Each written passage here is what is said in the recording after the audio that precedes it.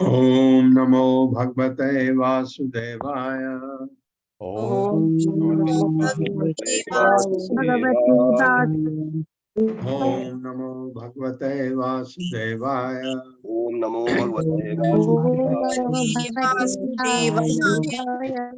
ओम नमो भगवते वासुदेवाय। ओम नमो भगवते वासुदेवाय। हरे कृष्ण। आप सबका स्वागत है। हरे कृष्ण। हरे कृष्ण। रागानुगा भक्ति पर आज चर्चा होगी भक्ति रसामृत सिंधु में। इसके दो भाग हैं।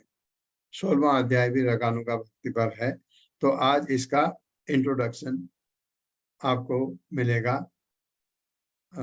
हर्षा माता जी पढ़वाइए।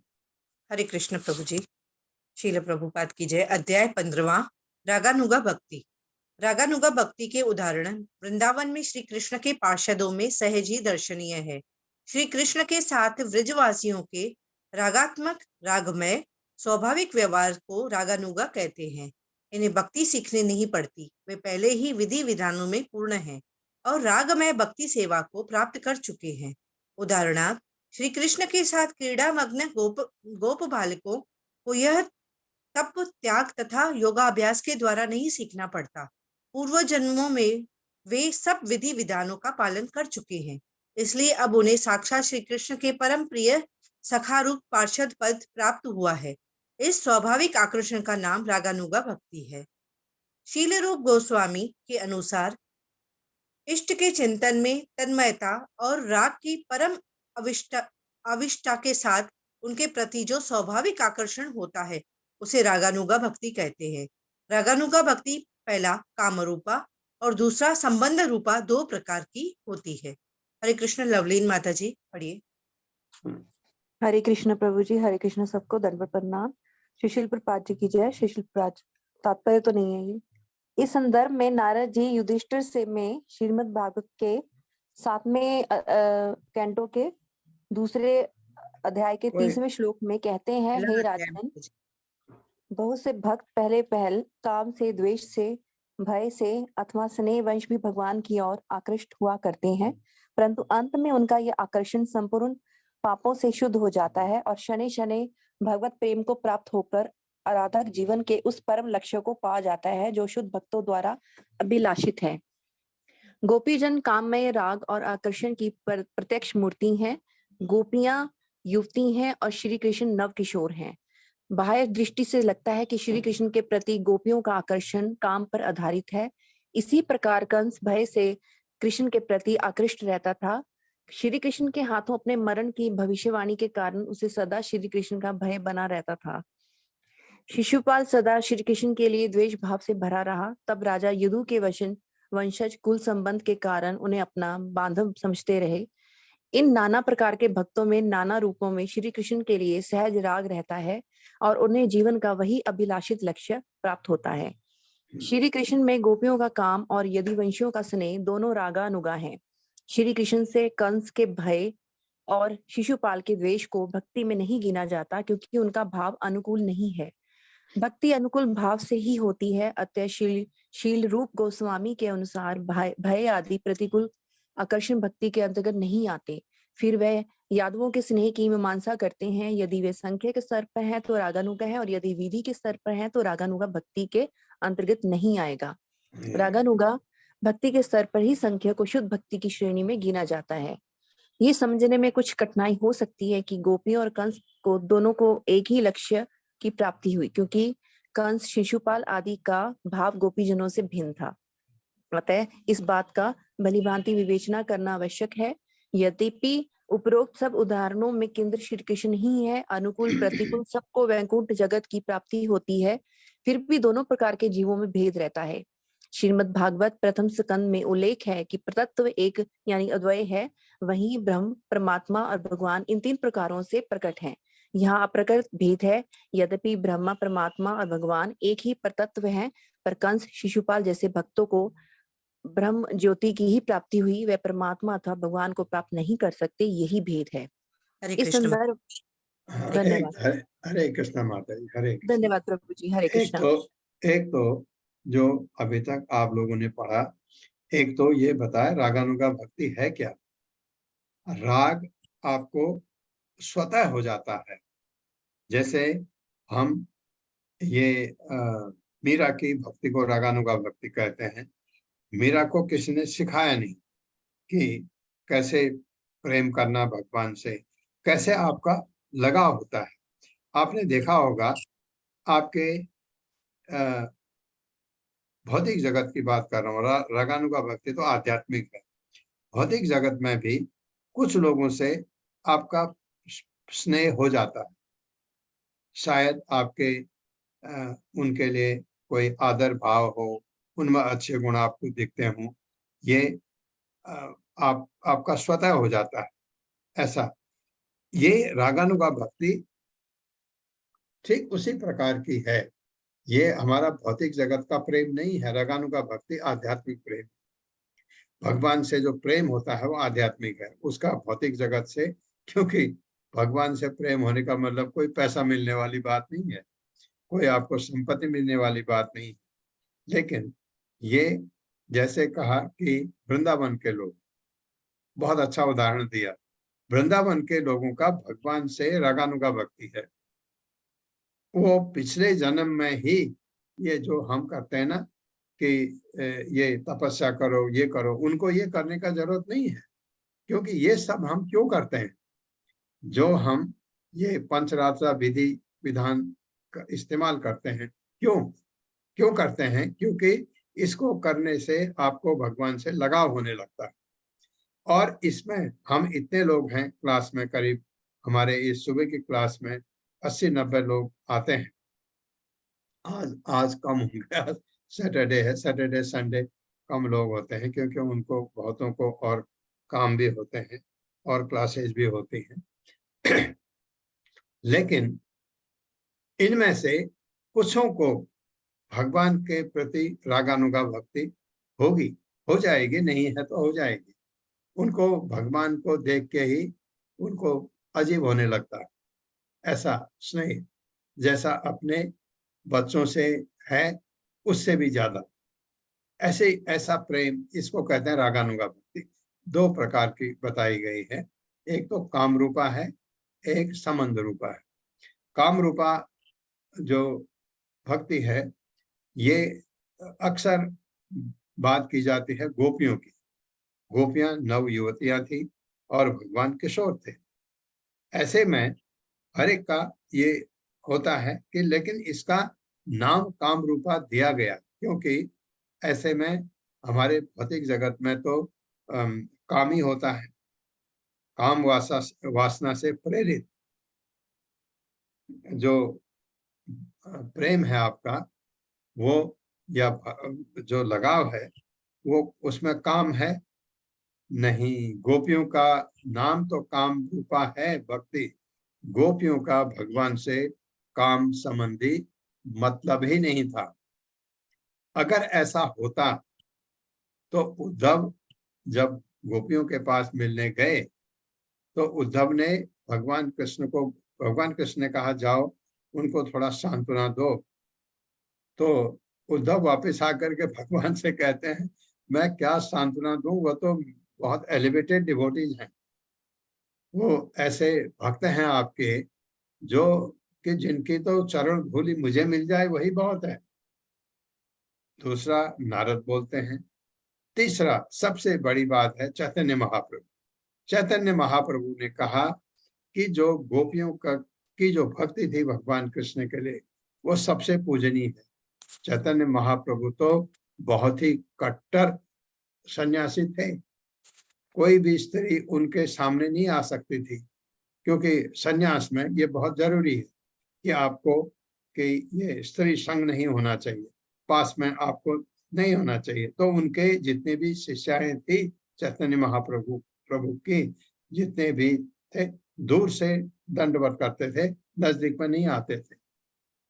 यहाँ तक कि चैतन्य महाप्रभु ने छोटा हरिदास ठाकुर को निकाल दिया क्योंकि वो उसका मन कुछ किया नहीं, उसने खाली एक घर में गया जहां एक औरत के साथ बात करने में उसका मन शायद किया, वो भगवान थे वो समझ गए वहां क्यों गया। उसने माफी भी मांगी, सब कुछ किया। चैतन्य महाप्रभु ने कहा नहीं तुम मेरे नजदीक नहीं आ सकते, निकाल दिया। सारे जितने डिवोटी थे चैतन्य महाप्रभु के सब ने विनती की, वो बहुत अच्छा भक्त है, उससे वो अपनी गलती मान रहा है, अब ऐसा नहीं होगा। उन्होंने कहा नहीं, और छोटा हरिदास ठाकुर ने सुसाइड कर लिया, नदी में जाके डूब के मर गए। तो चैतन्य महाप्रभु के पास आकर के भक्तों ने कहा कि छोटा हरिदास ठाकुर अब नहीं रहा, उसने ऐसा ऐसा किया। चैतन्य महाप्रभु ने कहा उसके लिए यही ठीक था। इतने कट्टर चैतन्य महाप्रभु ने जो गोपियों का प्रेम भगवान कृष्ण के लिए था उसकी बहुत सराहना की है, नहीं तो ऐसा नहीं होता।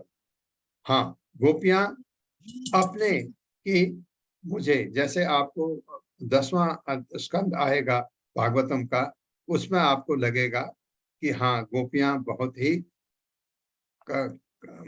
काम वासना से प्रेरित हो गई थी, लग सकता है आपको, उसमें बिल्कुल नहीं।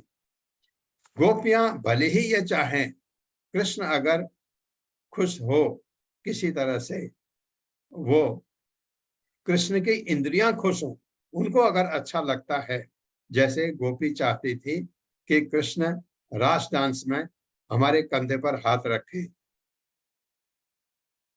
होता है ना ऐसा, एक युवती है एक युवक है, अगर कंधे में युवक हाथ रखता है युवती के, या युवती युवक के कंधे में हाथ रखती है, तो हमारे भौतिक जगत में वो उनको अपने इंद्र तृप्ति का आनंद मिलता है, अच्छा लगता है।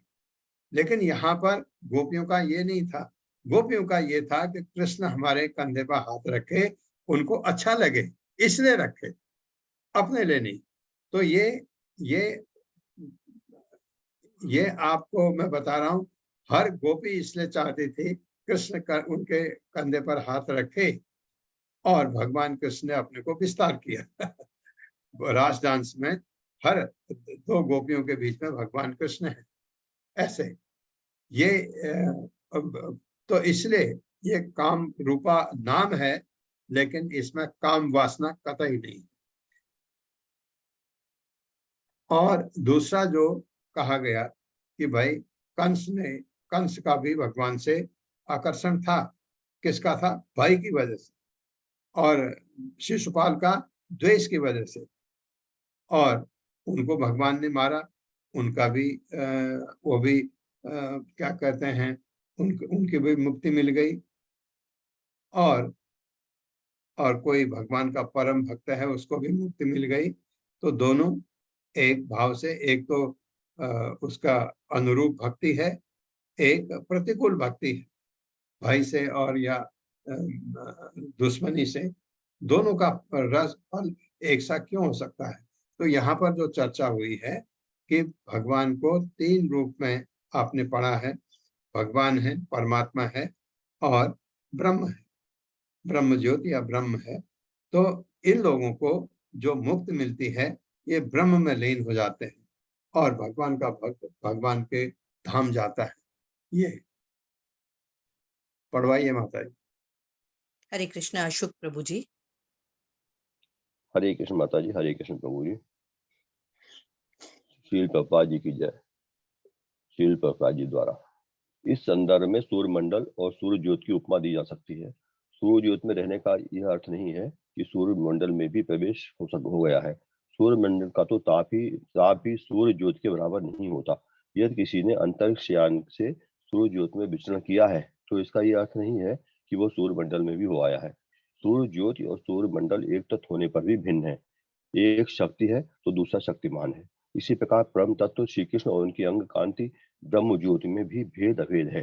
कंस और शिशुपाल को ब्रह्म प्राप्ति हुई, पर गोलोक वृंदावन धाम में उनका प्रवेश नहीं हो सका।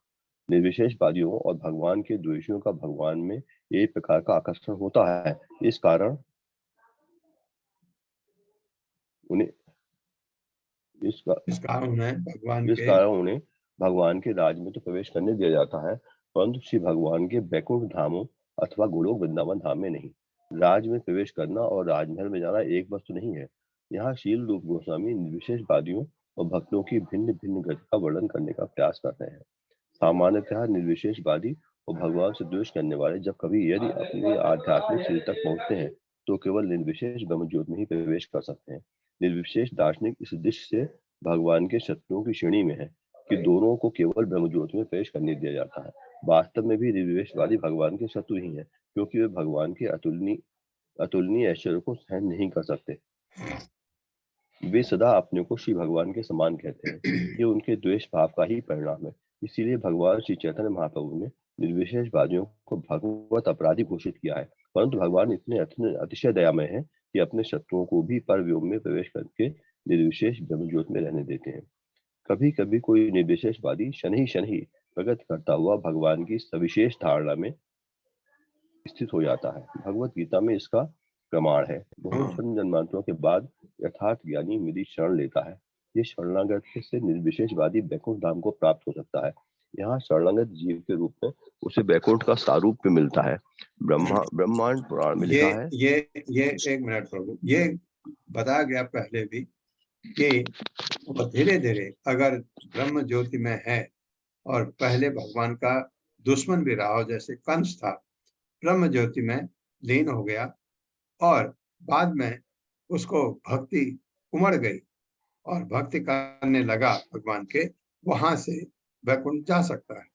जितने भी ब्रह्म ज्योति में हैं, ब्रह्म में लीन होते हैं जितने भी, वो अगर उनमें भक्ति आ गई तो भगवत धाम जा सकते हैं, क्योंकि भगवत गीता में भगवान ने कहा था अंततो गत्वा, ये मेरे पास, ये मुझे प्राप्त कर लेते हैं। तो उसमें से कुछ प्राप्त कर लेते हैं, कुछ नीचे भी गिर सकते हैं, जैसे प्रभुपाद बताते हैं। पढ़िए। सुमन ब्रह्मांड कुलर पुराण। जी। हरे कृष्ण माता जी, हरे कृष्ण प्रभु जी। हरे कृष्ण, सभी को दंडवत प्रणाम। ब्रह्म महापुराण में लिखा है कि ब्रह्म में लीन सिद्ध और भगवान के हाथों मरे द्वितीय ब्रह्मलीन होकर ब्रह्म ज्योति में निवास करते हैं। भगवत गीता में भी प्रमाण है कि वह सनातन सिद्ध लोग प्रकृत जगत से अति परे हैं। भगवान के शत्रुओं और निर्विशेषवादियों को केवल ब्रह्म ज्योति में ही प्रवेश हो सकता है, परंतु कृष्ण भक्त सीधे बैकुंठ धामों में ही प्रविष्ट हो जाते हैं। शुद्ध भक्तों में भगवान की रागानुगा भक्ति रहती है, इसलिए भगवान के संगिनीय में दिव्य आनंद रस का आस्वादन करने के लिए दिव्य धामों में उन्हें प्रवेश मिलता है। श्रीमद् भागवत में श्री भगवान का स्तनवन करते हुए श्री मूर्तिमान वेद कहते हैं, हे नाथ, योगीगण उनकी एक देशीय विभूतियों का ध्यान करके निर्विशेष ब्रह्म ज्योति में लीन हो जाते हैं और इसके रिपु भी ध्यान किए बिना इस सिद्धि को पाते हैं। कामवती ब्रज गोपियों ने आपकी सर्प जैसी भुजाओं के आलिंगन में यही गति पाई। वैदिक ज्ञान के विभिन्न अंगों के अधिपति हम देवता निरंतर ब्रज गोपियों के ही अनुगामी हैं, अतः इसमें संदेह नहीं है कि उन्हीं की गति की प्राप्ति होगी। इस संदर्भ में हमें सूर्य एवं सूर्य ज्योति का उदाहरण स्मरण रखना चाहिए। निर्विशेषवादी परम ज्योति में लीन होते हैं, जबकि भक्त प्रेमी जन भगवान के परम धाम गोलोक वृंदावन में प्रवेश करते हैं। गोपियों के काम भाव का किसी प्रकार के मिथुन में कोई संबंध नहीं है। श्री गुरु रूप गोस्वामी स्पष्ट करते हैं कि इस काम भाव का अभिप्राय श्री भगवान के संग में भक्त का भाव विशेष ही है। सिद्ध भाव अवस्था में प्रत्येक भक्त में श्री भगवान के प्रति रागमय आकर्षण रहता है। इसी आकर्षण को कदाचित भक्त का काम भाव कहा जाता है। वस्तुतः भक्त में किसी विशेष रूप में भगवान की सेवा करने की गढ़ तृष्णा ही काम रूपा भक्ति है। ऐसे काम में भगवान को भोगने की इच्छा प्रतीत हो सकता है, परंतु वास्तव में उस रूप में श्री कृष्ण के सुख के लिए ही यत्न किया जाता है। जैसे कोई भक्त भगवान के ग्वाला सखा के रूप में संग करना चाहे, उसकी इस अभिलाषा के मूल गोचरण में श्री कृष्ण की सहस्य करने की उत्कंठा है। यह भगवान के संग भोगने की कामना लग सकती है, पर वास्तव में तो रागानुगा भक्ति है। दिव्य गोधन के कारण चारण में उनकी सेवा की लालसा। हरे कृष्ण माता जी। हरे कृष्ण, धन्यवाद माता जी। सुमन अग्रवाल माता जी। हरे कृष्णा, दंडवत प्रणाम प्रभु जी। पढ़िए प्रभुपाद जी की जय। श्री प्रभुपाद जी के द्वारा काम रूपा भगवान के सेवन की यह तृष्णा दिव्य ब्रज धाम में प्रकट है तथा गोपियों में अस्य प्रसिद्ध रूप में विराजित है। गोपी प्रेम इतना अनिर्वचनीय एवं हमारे मन वाणी से अतीत है कि इसी कारण उसे कभी कभी काम कह दिया जाता है। श्री चैतन्य चरितामृत के रचयिता कृष्णदास कविराज गोस्वामी जी ने काम विकार और प्रेममय सेवा भाव के भेद को इस प्रकार अभिव्यक्त किया है। काम का अर्थ है अपनी इंद्रियों को तृप्त करने की इच्छा है, जबकि प्रेम का तात्पर्य है भगवान के इंद्रियों को तृप्त करने की अनन्य अभिलाषा। प्राकृत जगत में ऐसा कोई प्रेमी नहीं है जो अपने प्रियतम की इंद्रियों का सुख विधान करने को आतुर हो। सब अपनी ही इंद्रियों को तृप्ति करना चाहते हैं, परंतु गोपीजन श्री कृष्ण की इंद्रिय तृप्ति के अतिरिक्त और कुछ नहीं चाहती। ऐसा कोई उदाहरण प्राकृत जगत में नहीं है। इसलिए श्री कृष्ण के लिए गोपियों के भावमय प्रेम को कभी कभी विद्वानों द्वारा प्राकृत जगत के काम जैसा कह दिया जाता है, परंतु वास्तव में ऐसा नहीं है। यह तो अनिर्वचनीय स्थिति को समझाने की एक भंगी मात्र है। उद्धव जैसे महाभागवत भगवान श्री कृष्ण के प्राण प्रिय हैं, वे भी गोपियों की अनुगति को लालायित रहते हैं। अतः गोपियों का प्रेम कृष्ण प्रेम प्राकृतिक काम कदापि नहीं हो सकता, अन्यथा उद्धव जी उनके चरण चिन्हों का अनुगमन करना क्यों चाहते। स्वयं श्री चैतन्य महाप्रभु उनके इनके धन्यतम उदाहरण है। संन्यास आश्रम ग्रहण करने के बाद वे स्त्री संग त्याग के संबंध में बड़े ही कठोर थे, फिर भी उन्होंने सिखाया है कि गोपियों द्वारा प्रवर्तित मार्ग श्री कृष्ण की आराधना का सर्वोत्तम पथ है। इस प्रकार काम प्रेरित देखने वाली गोपियों के श्री कृष्ण आराधना के मार्ग की श्री कृष्ण चैतन्य महाप्रभु ने बड़ी महिमा गाई है। इस सत्य के से स्पष्ट है कि यद्यपि श्री कृष्ण में गोपियों का आकर्षण काम प्रेरित प्रतीत होता है, परंतु वह प्राकृतिक बिल्कुल नहीं है। पूर्ण रूप से शुद्ध सत्व में स्थित हुए बिना तो श्री कृष्ण से गोपी जनों के दिव्य संबंध को जाना भी नहीं जा सकता, परंतु सामान्य युवक युवतियों का काम क्रीड़ा में लगने के कारण उसे कभी कभी मिथ्या रूप से प्राकृतिक जगत का काम समझ लिया जाता है। दुर्भाग्यवश जो गोपी जनों और श्री कृष्ण के प्रेम में संबंध के दिव्य स्वरूप को समझने में असमर्थ है, वे लोग यह पूर्वाग्रह कर बैठते हैं कि श्री कृष्ण और गोपियों का प्रेम विनिमय प्राकृतिक क्रिया है, इसलिए वे आधुनिक कला में उस पर मनमाने चित्र बनाने का दुस्साहस भी कर बैठते हैं। दूसरी ओर कुब्जा की रति को विद्वानों ने काम प्राया कहा है। कुब्जा अर्थात कुबड़ी को भी श्री कृष्ण की प्रगाढ़ तृष्णा थी, परंतु श्री कृष्ण के लिए उसकी अभिलाषा प्राय प्राकृतिक ही थी। अतएव उसकी रति की गोपी प्रेम से तुलना नहीं हो सकती। इसलिए श्री कृष्ण में उसकी रति को काम प्राया अर्थात गोपी प्रेम जैसी कहा गया है। हरे कृष्णा हरे माता कृष्णा जी, प्रभु जी, धन्यवाद हरे भगवान। कृष्णा। ये गोपियों का प्रेम और वो कुबड़ी से ना कुब्जा उसका प्रेम में फर्क बताया है। ये एक चीज बहुत अच्छी इसमें जो कही है, वो गोपियां शुद्ध सत्व में थी। शुद्ध सत्व क्या होता है? वासुदेव अवस्था, कि आप प्रकृति के 3 गुणों को लाग गए, उसको शुद्ध सत्व कहते हैं। गोपियां शुद्ध सत्व में काम वासना आ ही नहीं सकती, ये चीज। लेकिन क्यों? क्योंकि गोपियां जवान थी, भगवान जवान थे, इस वजह से उनके प्रेम में नाम काम आ गया। काम प्रेम कहते हैं रागानुगा भक्ति में, जो उनके लिए वो उसका वर्णन किया गया है कि भौतिक प्रकृति का प्रेम और गोपियों का प्रेम में एक, जब आप भगवान के प्रति प्रेम उत्पन्न होता है आपका, वो प्रेम भौतिक होता ही नहीं। अगर आप कोई जवान महिला है, लड़की है जवान, वो भगवान के प्रति अगर उसकी रागानुगा भक्ति प्रेम उत्पन्न हो जाता है, उस प्रेम में काम वासना नहीं हो सकती। हाँ, माधुरी रस हो सकता है, उसको अपना प्रियतम समझ के प्रेम करना, क्योंकि जैसे मैंने बताया वहां ये काम वासना जो भौतिक जगत की है, ये उस प्रेम की का प्रतिबिंब है हमारे यहाँ।